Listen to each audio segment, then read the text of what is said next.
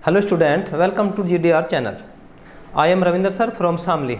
अक्सर बच्चे इट के प्रयोग में कन्फ्यूज रहते हैं। अब मैं आपको इट का प्रयोग सही तरीके से सिखाने जा रहा हूं। कुछ महत्वपूर्ण टिप्स आपको इट के बारे में दे रहा हूं, जो आप कितने ही वाक्य इट के आप आसानी से बोल सकते हैं। सबसे पहले आप समझ लीजिए कि इट होता क्या है। इट एक इंडक्टरी सब्जेक्ट है। इट मतलब जैसे फॉर एग्जाम्पल हम लिखते हैं सुबह है, सुबह है, तो उसमें हम इट का प्रयोग आसानी से कर सकते हैं। इट इज मॉर्निंग, सुबह है। अब आपको बता दूं इट होता क्या है। इट जो है हमेशा एक वचन की ही हेल्पिंग वर्ब लेता है और एक वचन की ही ये वर्ब लेगा, यानी हमेशा फर्स्ट फॉर्म ही लेगा। पूरे जीवन इट जो है एक वचन की ही वर्ब लेता है।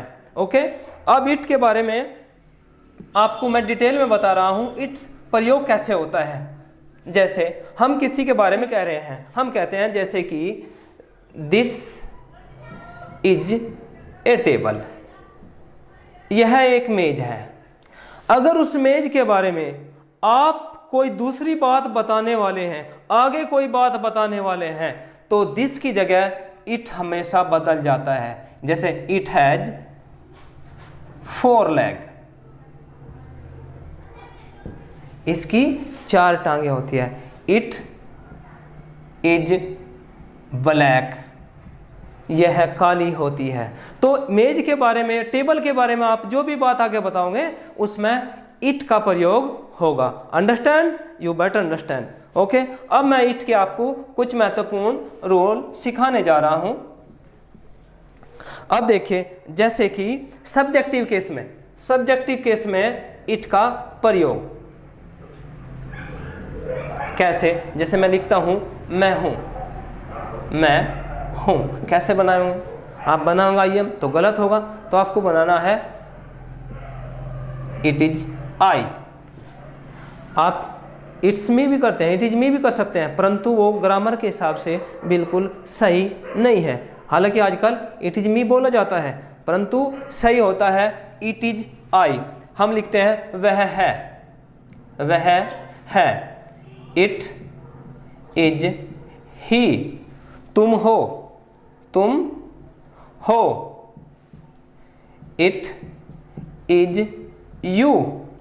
हमेशा आपको एक वचन की ही हेल्पिंग वर्ब इसमें प्रयोग करनी है। ओके, अब हम लिखते हैं, जैसे आप इसके जितने भी वाक्य बनाना चाहो बना सकते हैं। जैसे कह दिया राम है, तो आप लिखेंगे इट इज राम। जैसा आज कहते हैं आज संडे है, इट इज संडे टुडे। तो इसमें भी आप इट का प्रयोग कर सकते हैं। टुडे इज संडे ग्रामर के हिसाब से सही नहीं है, तो आपको करना है इट इज संडे टुडे। अगर आप किसी महीने का नाम लेते हैं, जैसे कहते हैं जनवरी का महीना है, it is the month of January. तो आप महीने के नाम से पहले वर्ष के नाम के साथ भी इट का प्रयोग आसानी से कर सकते हैं। किसी टेंस में, किसी मौसम संबंधी वाक्य में भी, समय संबंधी वाक्य में भी इट का प्रयोग कर सकते हैं। जैसे कहते हैं 7 बजे हैं, 7 बजे हैं, आप लिखेंगे इट इज 7 o'clock। 10 बजे हैं, इट इज 10 o'clock। 11 बजे हैं, इट इज 11 o'clock। आप इस तरीके से समय संबंधी कितने भी वाक्य इट के बोल सकते हैं आसानी से। अब आप लिखते हैं जैसे वर्षा हो रही है, इट इज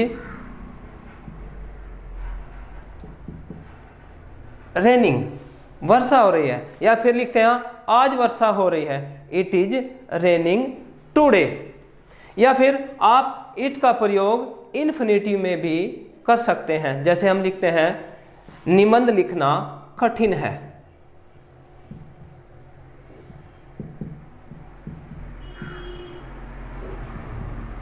लिखना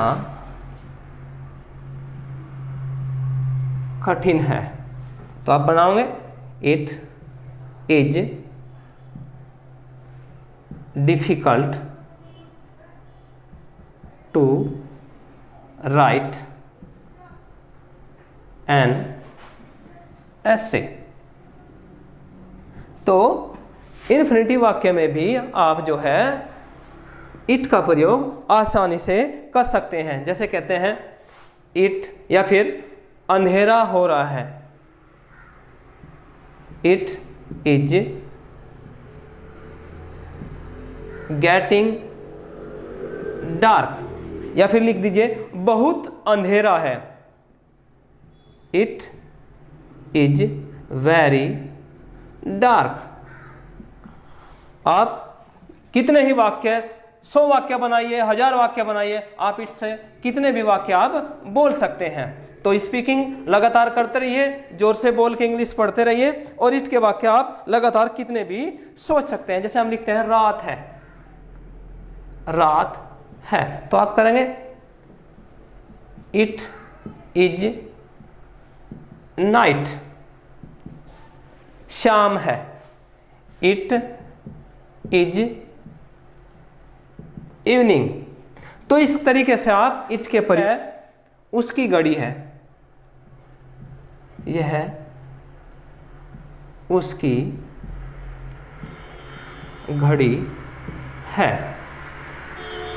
इट इज हिज वॉच, यह है उसकी घड़ी है। तो इस तरीके में के वाक्य में भी आप इट का प्रयोग कर सकते हैं।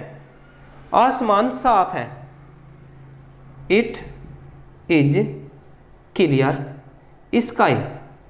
तो मौसम संबंधी जो भी सेंटेंस आप बनाना चाहो, इट का प्रयोग कर सकते हैं। इसलिए GDR चैनल को सब्सक्राइब कीजिए, लाइक कीजिए, और कमेंट में जो आप लिखना चाहिए, आपको वीडियो कैसी लगी लिख दीजिए। थैंक यू, धन्यवाद।